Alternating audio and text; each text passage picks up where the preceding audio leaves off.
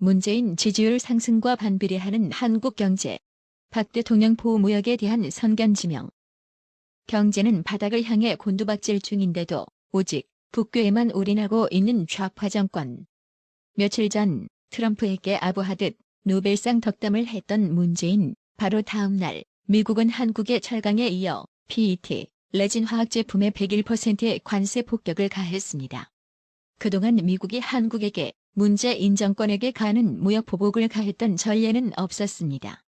베네수엘라처럼 석유도 없고 사류 정치와 삼류 시민단체와 다르게 그나마 삼성, 현대자동차 같은 국제적으로 경쟁력을 갖춘 기업들이 선전해서 국가 수출 실적을 유지시켜주고 있는 셈입니다. 기업 기살리기 정책은 없고 오로지 노동자와 북한만 바라보는 문재인 정권은 시간이 가면 갈수록 경제를 더욱 망쳐놓고 회복 불가능한 상태로 이끌고 있습니다. 보시는 화면은 성과급 못 준다는 말에 GM 노조는 사장실을 무단으로 점거해서는 집기등을 모두 밖으로 빼내는 장면입니다. 이렇게 대놓고 노조가 불법을 자행하며 설치는데도 이를 수수방관하고 있는 나라에서 어느 누가 개업을 하고 싶어 할까요? 이런 상황에 화들짝 놀란 GM 본사는 한국 출장도 금지시켰다고 합니다. 문재인의 정권 창출에 강성노조가 이바지한 측면이 커서 정부가 노골적으로 이런 불법 행위에 대해 눈을 감아주고 있는 것도 모자라 아예 불법 시위 주도 혐의로 구속영장이 발부되자 잠적한 장옥기 건설노조 위원장의 은심처를 알아내고도 경찰은 체포를 주저하고 있습니다.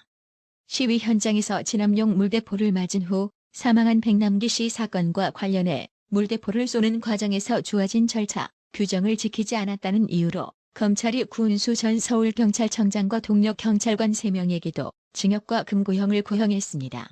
징역 및 금고 모두 감옥에 가두는 형벌로 이제는 경찰이 폭력 시위를 진압했다고 도리어 경찰을 구속시키는 무법천지 같은 나라가 되었습니다. 전 세계는 기업 유치 경쟁을 벌이고 있는데 반하여 한국은 강성노조 때문에 기업인들에게 위험한 나라로 인식시키는데 주력하고 있는 문재인 좌파 정권. 이러다 보니 기업 생산 동력은 갈수록 상실해지고 취업의 불황은 더욱 깊어만 가고 있는데요. 반기업 정서를 지닌 문재인 좌파 정권의 경제해법으로는 앞으로도 전혀 나아질 기미를 보이지 않고 있는 가운데 오히려 북괴 주민들 실업률 챙겨주려는 의도인지 파주의 제2의 개성공단 만들겠다는 억장 무너지는 소리나 들려오고 있습니다. 강성노조의 고통분담은 들려오지 않고 또다시 혈세를 퍼부어 GM 정상화 해법을 잦은 꼬락서니 이런 한국 폐악질적인 강성노조를 삼성전자 서비스 본사와 노조화해 공작이 실행됐다는 의혹을 빌미로 문재인 정권 하에 삼성에게도 노조를 심지 못해 안달나 있는 상황. 한국은 강성노조 때문에 망할 거라는 말이 그냥 나오는 게 아닙니다. 앞에서는 기업을 옥죄고 겁박하고 뒤로는 대기업에 2,700억 원대의 기부금을 요청, 이런 사실이 밝혀져 논란이 되자 산업혁신운동을 민간 주도로 전환하고 출연금 조성도 대한상의가 전담하는 방식으로 바꾼다고 태세 전환. 그런다고 이미 저지른 범죄 행위가 없어지는 게 아니죠. 박 대통령은 미르 등 공공기관의 전경련을 통해 기업의 기부를 유도했다는 이유로 뇌물죄로 25년형을 선고한 걸 감안하면 동등한 잣대 적용하여 문재인도 뇌물강요 미수죄로 사법처리 대상이 되어야 하는 거죠. 경제가 폭망하고 있는데도 문재인의 지지율이 상승을 한다? 40%가량의 문재인 지지자들과 나머지 방관자들 때문에 수출로 먹고 사는 국가 경제가 파탄이 나고 있습니다. 문재인 좌파 정권의 경제 실정이 폭망지경에 이르르자 이미 세계가 보호무역주의 흐름으로 갈 거라는 것을 예측하고 준비를 했던 박 대통령 발언이 화제가 되고 있습니다.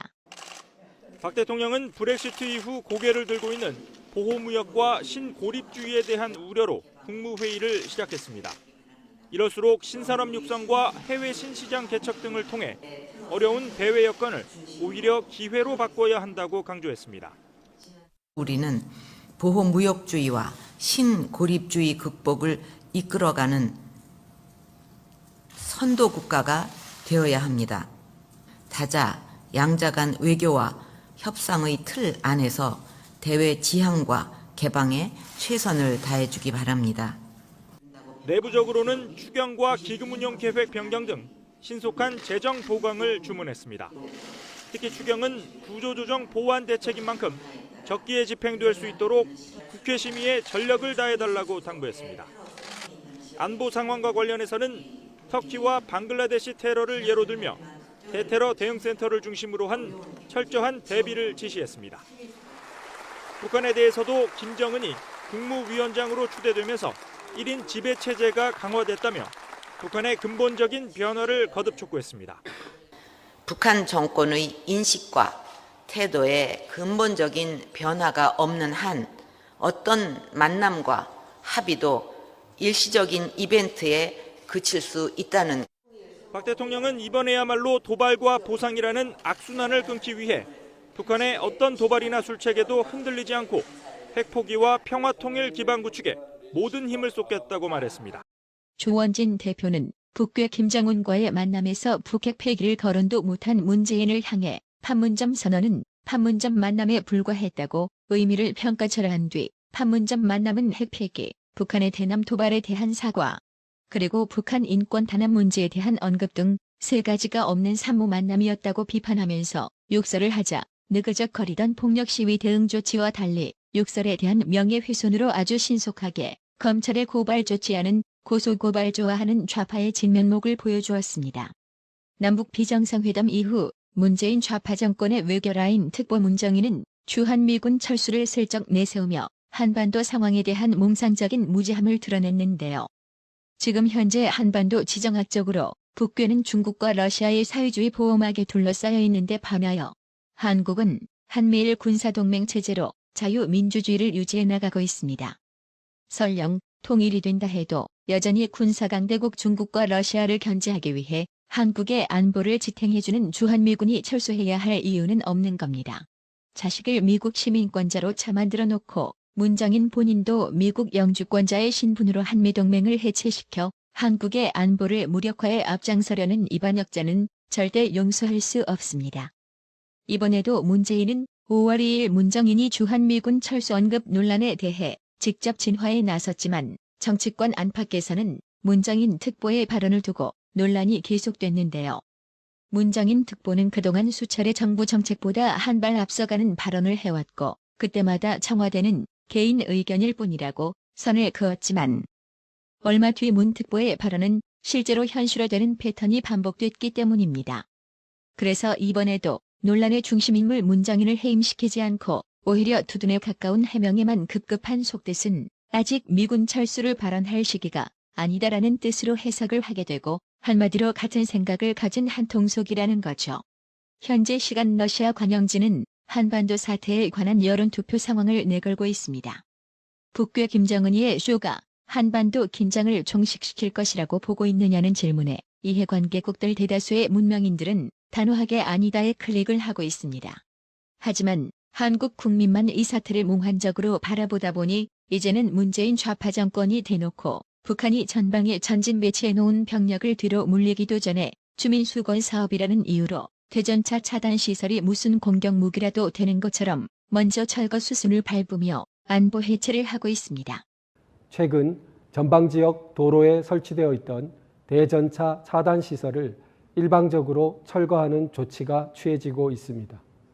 대전차 차단 시설은 휴전선에서 연결된 도로 요충지에 양쪽으로 석벽을 쌓아두고 일단 유사시에 이 석벽을 폭파시켜 적의 전차나 중화기 차량들이 쉽게 이동할 수 없도록 하는 방어용 군사시설입니다. 당연히 북한 지역에도 이와 유사한 시설이 설치되어 있을 것입니다. 북한 지역에서 상응하는 철거 조치가 없는 상황에서 아직 핵 폐기 등 실질적인 위험 해소 조치가 전혀 진척되지 않은 상황임에도 일방적으로 100% 방어용 군사시설을 해제하는 조치에 대해 엄중한 책임을 묻지 않을 수 없습니다. 야당은 이러한 일방적 무장 해제 조치에 대해 이의를 제기해야 하며 대통령의 국가보위 의무 해태를 규탄해야 합니다. 일선의 사령관이 적의 의도를 오판하여 일방적으로 방호시설을 철거하고 군병력을 과도하게 휴가 보내다가 적의 기습 공격을 받으면 그 사령관에게 계속해서 전장을 지휘할 자격이 있다고 할 수 있겠습니까? 문 대통령의 상황도 이와 마찬가지일 것입니다. 대전차 차단시설 해체, 병력수 감축, 일반 병사 야간 외출 허용 등과 같이 일방적인 긴장 완화 정책을 추진하다가 문 대통령의 예단과 반대로 상황이 반전되어 긴장 고조, 대결 국면으로 전환하게 되면 문 대통령이 일선에서 계속 통수권을 행사하는 것은 몹시 부적절한 일로 여겨집니다. 야당은 지금부터라도 이 문제를 확실하게 제기하고 상황 급변 시 문 대통령 이선 후퇴, 거국 중립 내각 구성을 추진할 준비를 해두어야 할 것으로 생각됩니다. 이상으로 VON 논평을 말씀드렸습니다. 도태우 변호사의 주장처럼 지금 문재인은 대통령 책임 범위를 넘어서는 월권 행위를 하고 있는데요.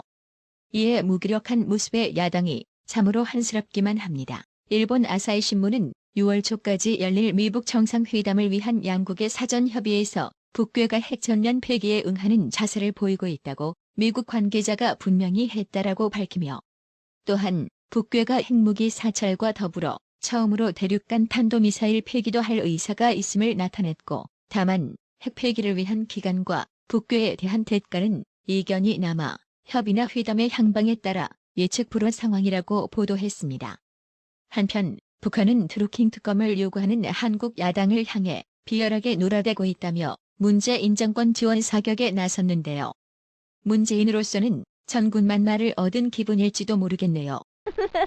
김은종님, 이석수님, 유석황님, 남영진님, 구독료 후원 진심으로 감사드립니다. 나라의 TV는 보다 더 양질의 컨텐츠를 생산하기 위해 자발적 구독료를 후원 형식으로 받고 있으니 많은 성원 부탁드립니다. 시청해주셔서 감사합니다. 구독은 꼭 눌러주세요.